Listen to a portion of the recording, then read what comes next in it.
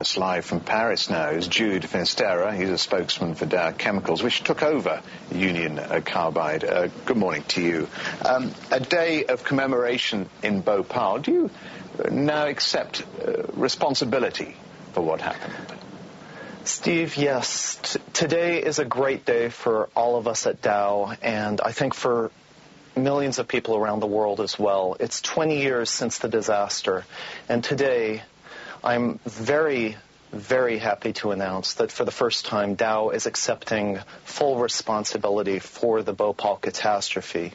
We have a $12 billion plan to finally, at long last, fully compensate the victims, including the 120,000 who may need medical care for their entire lives, and to fully and swiftly remediate the Bhopal plant site. Now, when we acquired Union Carbide 3 years ago, we knew what we were getting, and it's worth $12 billion. $12 billion.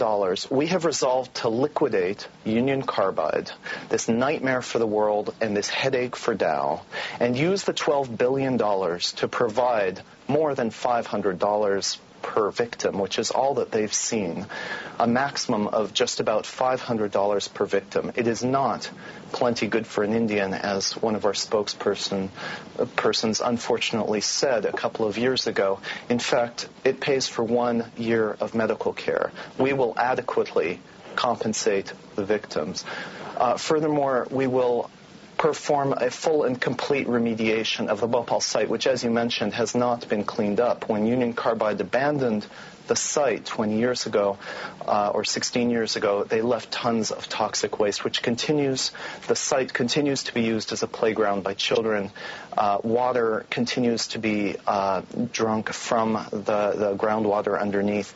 It's a mess, Steve. And it's a mess, certainly, Jude. That's good news that you have finally accepted responsibility. Some people would say too late. It's 3 years, yes. Almost 4 years on. How soon is your money going to make a difference to the people in Bhopal? Well, as soon as we can get it to them, Steve. We've begun the process of liquidating Union Carbide. This is, as you mentioned, late, but it's the only thing we can do. When we acquired Union Carbide, we did settle their liabilities in the United States immediately. And we are now, 3 years later, prepared to do the same in India. We should have done it 3 years ago. We are doing it now. I would say that it's better late than never.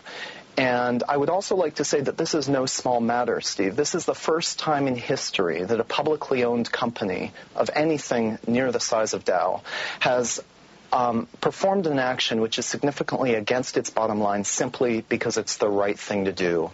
And our shareholders may take a bit of a hit, Steve, but I think that if they're anything like me, they will be ecstatic to be part of such a historic occasion of doing right by those that we've wronged. And does this mean you will also cooperate in any future legal actions in India or the USA?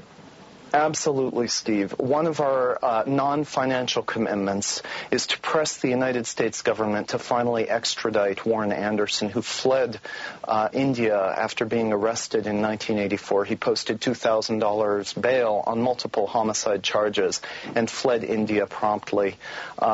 We are going to press the United States government to extradite Mr. Anderson, who's living in Long Island, to India to finally face the charges. And I believe they may be lenient. We're also going to engage in unprecedented transparency. We're going to release, finally, the full composition of the chemicals and the studies that were performed by Union Carbide shortly after the catastrophe. This information has never been released, Steve, and it's time for it to be released in case any of that information can be of use to medical professionals. And finally, we're going to fund research. Any interested researcher can contact Dow's Ethics and Compliance Office. We are going to fund, with no strings attached, research into the safety of any Dow product whose safety many competent scientists have raised significant doubts about many Dow products, and we do not want to be a company that sells products that may have long-term negative effects on the world. This is a momentous occasion, and our new CEO, Andrew Liveris, who's been our CEO CEO for just a month, less than a month, has decided to take Dow in this unprecedented direction. Jude, we will leave it there. Thank you for joining us. Just to reiterate what Jude Finisterra, the spokesman for Dow Chemicals, has just said. He says Dow Chemicals now fully accept responsibility for the events in Bhopal 20 years ago, and they will cooperate in future legal action. Industrial accident is being remembered in India today. This morning at 900 GMT and 10 GMT, BBC World ran an interview with someone purporting to be from the Dow Chemical Company about Bhopal.